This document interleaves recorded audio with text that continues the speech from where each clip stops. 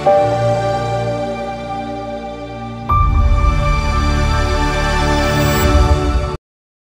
nggak kita merasa semangat banget untuk berubah jadi lebih baik, tapi di tengah jalan tiba-tiba menyerah karena capek gagal terus? Padahal, kunci kesuksesan itu bukan cuma usaha sekali jadi, tapi bagaimana kita bisa terus bertahan dan mencoba lagi meskipun berkali-kali jatuh. Itulah yang disebut dengan istiqamah. Ketika ada hal-hal yang sulit dalam agama bukan berarti disuruh kita give up, bukan. Tapi disuruh kita untuk terus berusaha, jangan menyerah. Karena emang gak akan berhasil sekali, maksudnya kayak gitu. Kalau kalian pengen istiqomah sekali, gak akan berhasil. Coba lagi, gagal, ulangi lagi, gagal, ulangi lagi. Terus saja, sampai benar-benar sampai di level istiqomah. Kayak dulu kalau misalnya kita suka ngabisin waktu yang agak-agak kurang berkualitas sih, kayak main game gitu. Awal-awal main game kan langsung, baru pertama main udah kalah ya. Terus nyoba lagi naik level, kalah. Nyoba lagi level 2 menang, level 3. Sampai akhirnya kita bisa tuntasin tuh game. Ini kenapa dalam urusan kayak gitu kita entertain, kita bisa begitu istiqomah, komitmen banget, kekeh gitu. Nah, dalam agama, dalam kebaikan, gak usah ngomongin istilah agama deh. Dalam kebaikan aja. Kalau kita bisa kekeh, kita bisa, pokoknya saya pengen banget jadi orang yang istiqomah dalam kebaikan-kebaikan. Maksud Allah, coba lagi. Gak berhasil, coba lagi. Gagal dikit, coba lagi. Melendoy, coba lagi. Terus aja coba. Ini istiqomah teman-teman. Sampai Nabi aja beruban. Artinya Nabi itu mikir banget pengen istiqomah. Kayak misalnya saya catat beberapa kebiasaan kita. Kayak misalnya pas lagi reunian gitu ya, ketemu dengan muatan teh. Kalau ketemu sama dia terus jadi pengen balikan gitu kan ya. Apalagi kalau pas ketemu tuh jadi kayak teringat, dia pakai baju yang dulu kita pas udahan dia pakai baju itu loh. Jadi kayak flashback, langsung balik lagi ke cerita-cerita dulu kita pernah jalan ke sini, dulu kita pernah seru-seruan, kita pernah gila-gilaan bareng, kita pernah apa segala macam gitu kan ya. Kayak hilang akal berdua, terus jalan kayak orang mabuk gitu di tengah jalan, tengah malam, terus teriak-teriak, terus marah-marah di bawah hujan gitu. Apa maunya kamu? Enggak, aku cuma pengen kamu. Udah rame gitu-gitu. Terus jadi kegoda nih pengen balikan. Nah, istiqomah adalah pokoknya saya udah azam, bertekad saya nggak akan balikan kecuali dengan cara halal. Itu istiqomah tuh. Dia kayak ngasih harapan lagi gitu. Mulai akun lo apa sih, gue pengen nge-follow. Mulai ada cari-cari harapan, ngasih-ngasih harapan gitu. Mulai caper-caperan, mulai basa-basi lagi. Ada sinyal-sinyal pengen balikan. Tapi kita tahu dia nggak mau serius. Arti serius dia nggak pengen halal, cuman pengen seru-seruannya doang. Berarti istiqomah di sini adalah saya nggak bakalan balikan kecuali dengan saya terima nikahnya kamu. Kamu ambil deh cincinnya, pakai Bruno Mars lah pokoknya. Marry you. Kalau lo pengen balikan, ya udah ambil cincin ini, kita nikah aja. Terus habis itu kita bisa seru-seruan, gila-gilaan habis nikah. Nah ini namanya istiqomah nih. Nggak mau balikan kecuali dengan cara terhormat. Terus kayak lagi punya duit, ngelihat ada teman kita kayak bedah plastik gitu, apa bibirnya pengen disuntik, jadi lebih tebal misalnya kan ya, kan lebih keren, lebih seksi gitu. Gue berapa sih kalau mau pengen nebelin bibir? Oh cuman 7 juta. Wah gue ada nih uang hadiah ulang tahun gue dari nyokap misalnya 5 juta, terus dari ayahnya 5 juta, 10 juta nih. Bisa nih kayaknya gue suntik-suntik bibir biar lebih tebal gitu, kayak siapalah gitu, gak usah disebut namanya. Nah ini kan godaan ya. Kita bisa tapi gak boleh, itu kan godaan banget tuh.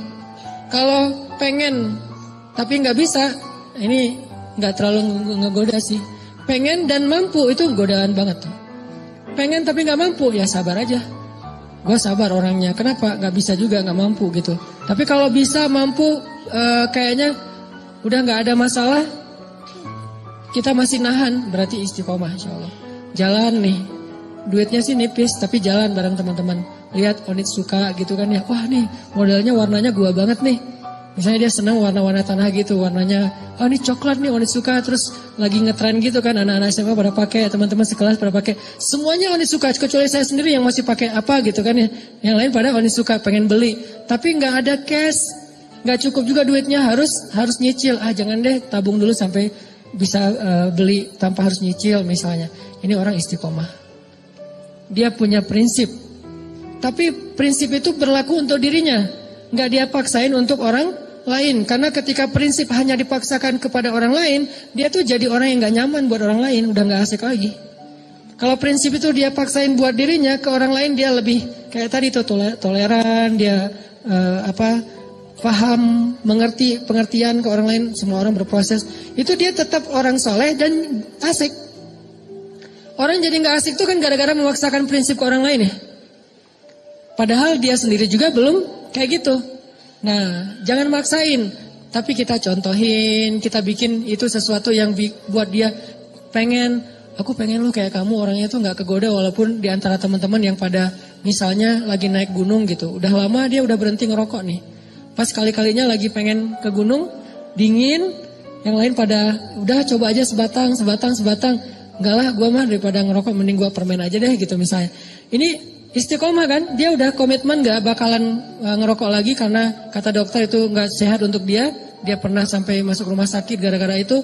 Udah dia azam, dia bertekad, gue berhenti ngerokok. Teman-temannya semuanya ngerokok, dia gak akan nyalahin orang lain. Kalian ngerokok enggak. Yang penting saya udah gak lagi sekarang. Soalnya dia mungkin pakai bahasa-bahasa yang lebih santai lah. Kata dokter udah gak boleh, soalnya gue ada kayak paru-paru gitu. Nah ini orang yang istiqomah tetap asik. Jangan sampai kita sok istiqomah gak asik pula. Istiqomah belum, gak asiknya ya. Kenapa? Karena kita juga belum punya prinsip hidup, tapi maksain orang tuh harus berprinsip. Ini gak enak banget nih. Toh Nabi aja kayak tadi tuh, beliau punya standar ideal banget, tapi ke orang lain gak pakai standar itu. Jadi Nabi itu punya dua standar loh, standar diri sama standar orang lain. Kalau standar diri sendiri, yang saya sering share, sholat qobliyah zuhur itu 4 rakaat, itu standarnya Nabi. Tapi begitu sholat qobliyah zuhurnya depan orang lain, pakai standar orang, 2 rakaat aja deh yang ringan. Standar Nabi, tahajud itu 1 rakaat 5 juz. 5 juz 1 rakaat. Tapi kalau sholatnya bareng dengan orang lain, bacanya yang ringan-ringan aja deh. Al-Muluk aja dibagi 2 misalnya. Sesekali doang Al-Muluk dibaca 1 utuh, 1 rakaat. Kenapa? Karena Nabi itu orangnya soleh, asik. Solehnya ke diri, ke orang lain asik. Bukan ngebiarin ya, tapi gak maksain. Bukan ngebiarin tapi gak maksa. Apalagi bukan cuma gak maksa, kadang-kadang belagu lah gitu. Merasa udah paling keren sendiri gitu di antara teman-temannya. Padahal dulu dia juga berproses. Ini istiqomah teman-teman. Yuk kita belajar satu hal aja dulu. Coba kita latih. Bisa gak kita komitmen dengan satu program kita nih. Saya tahun 2018 pengen program misalnya berat badan gak boleh lebih dari, kalau saya karena tingginya sekian, misalnya berat badan sebutlah maksimal 65. Idealnya sih 60. Kalau udah lebih 60 berarti saya udah gak istiqomah. Push up. Minimal sehari push up 50 kali. Bisa gak istiqomah dan dawam? Istiqomahnya apa? Makan gak boleh lebih dari jam 7 malam misalnya. Malam sebelum tidur minum air hangat. Atau malam jam 9 itu paling telat minum air hangat. Karena katanya ya, bukan saya juga gak ngerti. Katanya kalau minum air hangat itu membakar lemak. Gak tahu sih.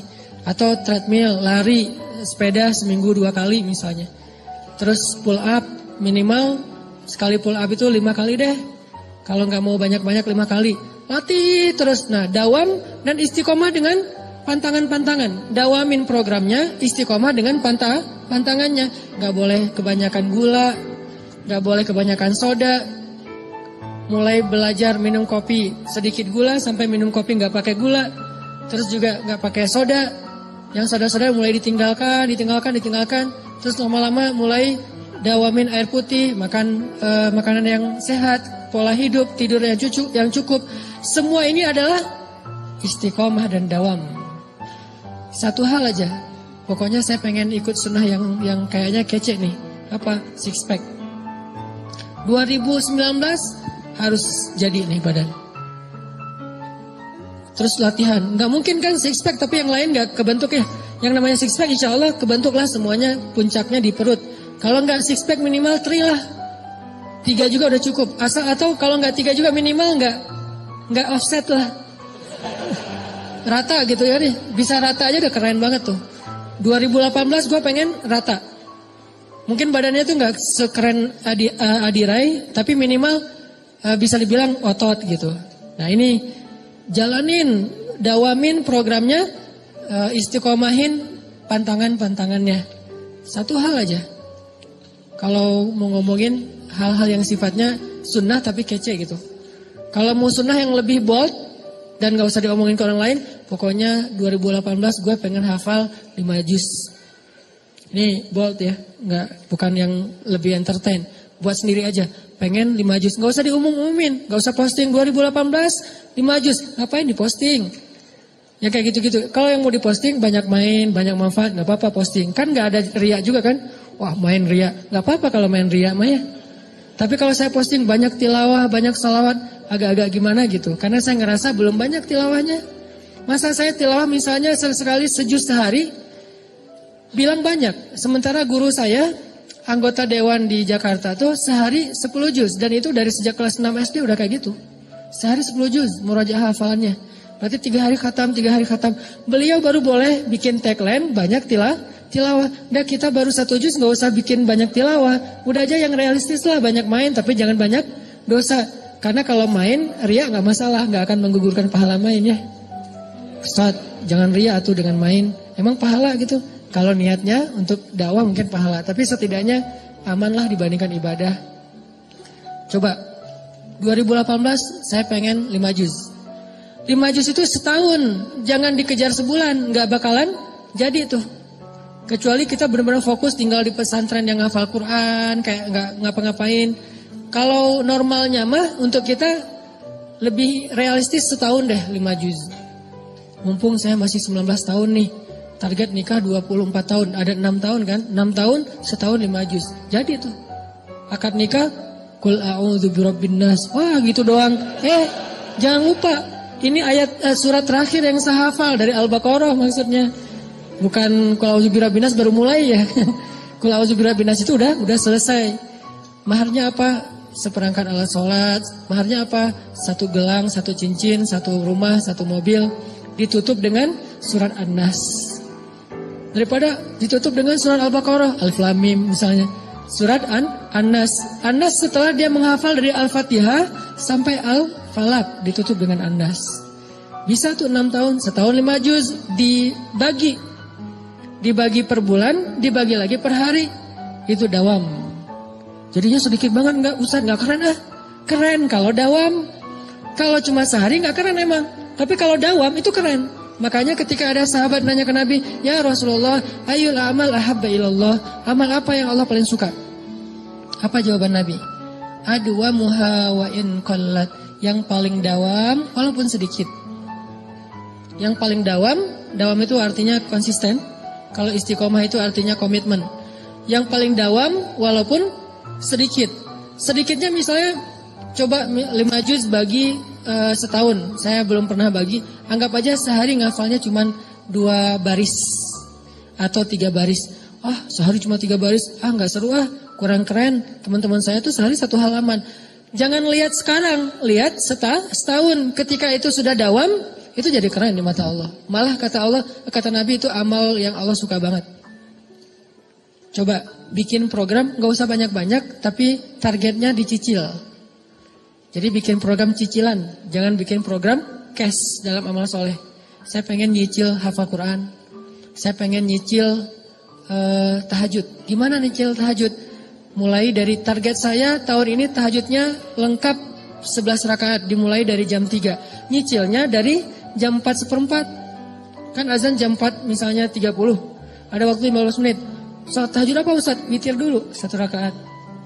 Beberapa minggu, asal bisa dawam aja nih. 2 minggu, setiap malam bisa witir 1 rakaat. Itu keren loh. Daripada semalam 11 rakaat, 3 juz, besok enggak. Sebulan kosong. Enggak gitu. Mending kita, gua 2 minggu ke depan sebelum sholat subuh wajib witir 1 rakaat deh. Gitu aja. Witir 1 rakaat. 2 minggu tuh witir 1 rakaat. Allah tuh sayang banget sama kita. Minggu ketiga mulai witir 3 rakaat deh.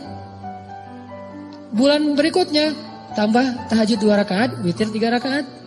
Mulai bangun jam 4, mulai bangun jam 4 kurang seperempat, mulai setengah 4, mulai setengah 4 kurang, mulai jam 3. Jam 3 udah mulai normal nih, jaga tren itu tuh. Kalau udah dijaga setahun, insya Allah itulah amal yang paling disukai Allah. Baru disebut ahli tahajud. Kalau belum, namanya bukan ahli tahajud, pernah tahajud. Pernah tahajud, pernah tilawah 1 juz ya. Pernah puasa Senin Kamis, pernah sedekah. Pernah doang. Pahala sih, cuman nanti di akhirat enggak digolongkan dalam golongan itu. Kan di akhirat itu ada golongan ya. Yauma idzi yasdurun nas ashtatan. Ashtatan itu artinya kelompok-kelompok. Masing-masing ada komunitas. Nanti di akhirat itu ada komunitas subuhan, ada komunitas tahajudian. Ada komunitas sedekah, ada komunitas kayak duha gitu. Nah, ada orang yang di komunitas mana aja dia ikut.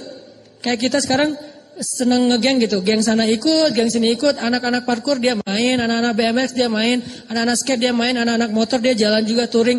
Artinya kan dia gaul banget ya. Karena semua bisa, BMX bisa, parkour bisa, skate bisa, mau motoran bisa.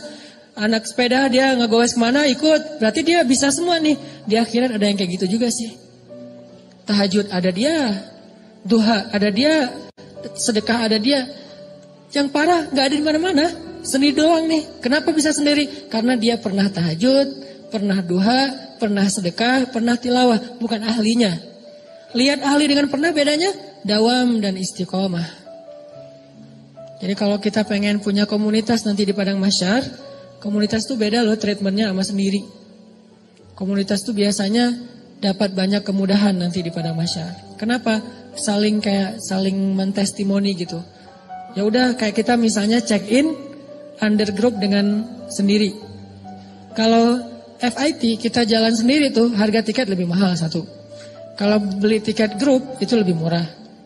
Kedua, pas check in bagasinya kalau sendiri overweight itu bakalan bayar per kilo kan.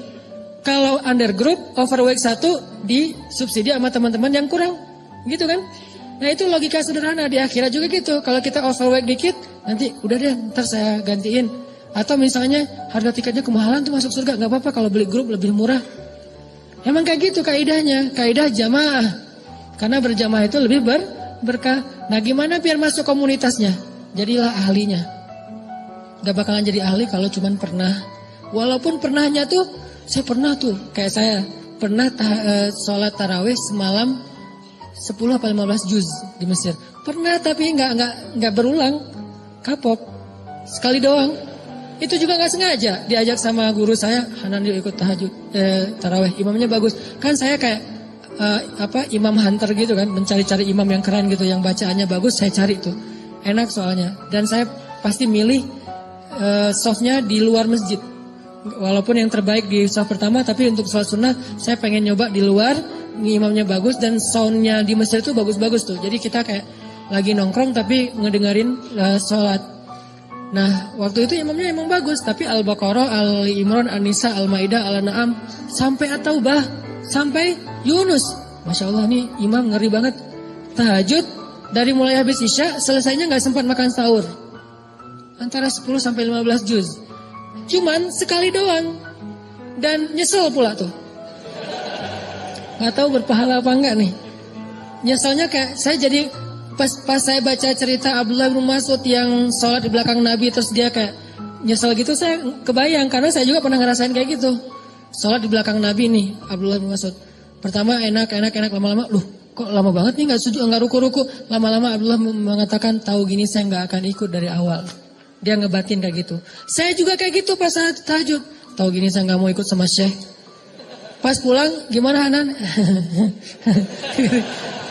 Besok lagi, aduh nggak enak badan Syekh. Nggak mau lagi seumur-umur. Sampai sekarang kalau dibawa lagi ke Mesir nggak mau saya.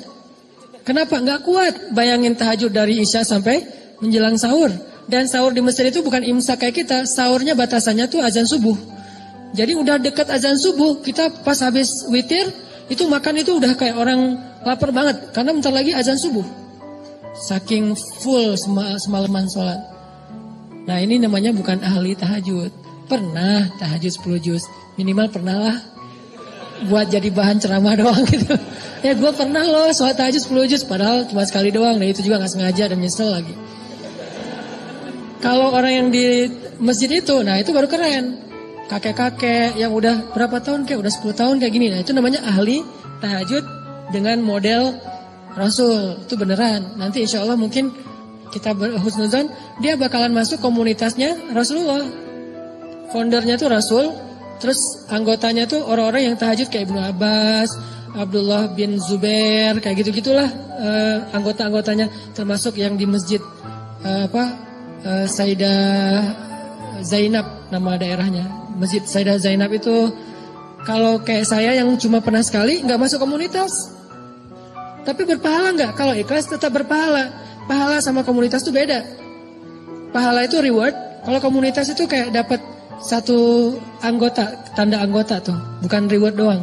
Jadi tanda anggota dan beda nanti treatmentnya di akhirat. Dawam istiqomah. Istiqomah di sekolah tuh teman-teman semuanya punya pasangan. Pacaran gitulah. Kita istiqomah sendiri. Kan keren ya? Soalnya nggak ada yang mau misalnya. Pengalaman. Alhamdulillah saya belum pernah pacaran. Sekali-kalinya cuma LDRan dan itu gak penting-penting amat. Cuman kayak email-emailan doang. Cuman say hi doang. Terus apalah udah di Mesir tuh LDRan. Itu juga gak lama cuma beberapa bulan diputusin. Langsung tawaf Sungai Nil gitu kan. Sekali-kalinya diputusin. Kan berat banget tuh. Alhamdulillah gak pernah pacaran yang kayak sentuhan, jalan bareng tuh gak pernah. Kenapa? Alhamdulillah gak ada yang mau. Lo mau gak sama gue? Gak males banget. Lo mau gak? Enggak, males banget. Semuanya males banget. Ya udah deh, gue sendiri aja. Alhamdulillah. Gara-gara gak pernah jadi kayak jadi ada obsesi yang terpendam gitu kan. Pokoknya saya pengen pacaran yang gila-gilaan. Terwujud setelah halal. Makanya bisa habis-habisan, bisa totalitas, bisa kemana-mana. Pokoknya pengen ngabisin waktu pacaran aja deh berdua. Nah ini artinya istiqomah. Walaupun penyebabnya kadang-kadang emang nasib sih. Istiqomahnya nasib. Kenapa gak pacaran tadi? Gak ada yang mau. Gak menarik, gak berprestasi, gak tajir juga, gak keren. Dulu. Sekarang juga enggak gitu ya. Sombong. Nah artinya teman-teman bisa enggak nih di SMA nih anak-anak SMA ya. Apalagi yang masih SMA. Teman-teman yang lain tuh kayak semuanya pada punya pasangan gitu. Kalau misalnya pas liburan sekolah jalan kemana. Terus di bangkunya ada nama dia masing-masing ditulis di bangku gitu. Kita bangku kosong gitu kan ya. Rapi banget bangkunya. Gak ada tulisan siapa-siapa gitu. Nah ini namanya istiqomah. La tahzan. Jangan khawatir kalau kita istiqomah. Kenapa? Orang yang istiqomah itu kan identiknya kadang-kadang dia kayak kesepian ya. Sendiri. Gak punya teman. Terutama ketika dia hidup di lingkungan yang lain pada seru-seruan. Dia sendiri yang gak seru. Akhirnya kayak gak dilibatin. La tahzan kalau kita ngerasa sendiri. Kenapa? Nahnu awliya'ukum fil hayati dunya wa fil akhirah. Kata Allah, kami akan nemenin kamu. Kami, bukan saya, kami. Siapa kami? Allah dan para malaikat. Cuman kita gak ngelihat doang. Tapi sebetulnya kita tuh punya geng. Ketika kita istiqomah itu kalau kita ngerasa gara-gara istiqomah jadi sendiri, la tahzan, jangan khawatir. La tahzan, jangan berkecil hati. La tahzan, jangan sedih. Nahnu awliya'ukum fil hayati dunia. Kami temenin kamu di dunia dan nanti kami temenin kamu di akhirat. Allah yang janjiin bakalan nemenin kita. Tanpa niat kita ngejauhin orang lain ya. Orang yang ngejauhin kita nggak ada pengen ngejauhin orang. Kalau kita yang pengen ngejauhin orang lain itu beda babnya. Itu kesannya kita kayak eksklusif gitu, nggak boleh.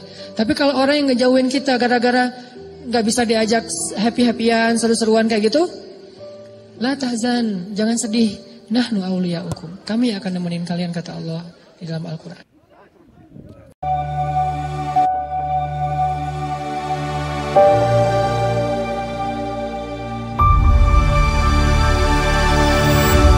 Ceramah ini menekankan pentingnya istiqamah, yaitu konsistensi dalam berbuat kebaikan meski menghadapi berbagai godaan.